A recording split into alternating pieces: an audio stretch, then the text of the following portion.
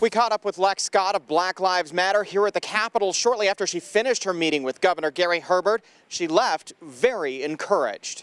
I'm in the governor's office. Say hi, Governor Herbert. Hi, Governor Herbert. Lex Scott had a long-awaited meeting with the governor to talk policing reforms. He reached out to her after statewide protests against police brutality and racism. It was an amazing meeting.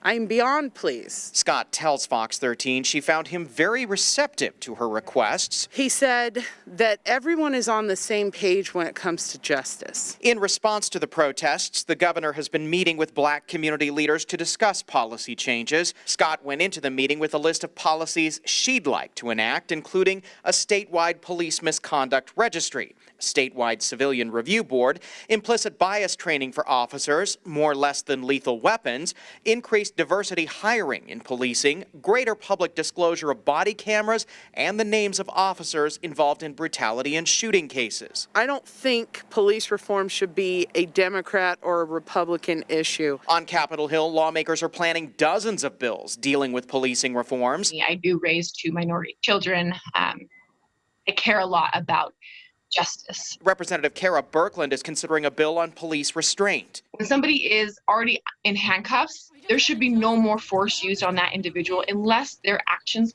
put an officer or another individual in immediate threat. She also plans a bill requiring more public disclosures on investigations into accusations of officer misconduct and use of force. When those are complete, I think we need public transparency. Those should be available to the public more readily. Scott says enacting many of these policy changes would be significant for the state. We changed the entire state of Utah. I think I would just, that the work that we do is worth it.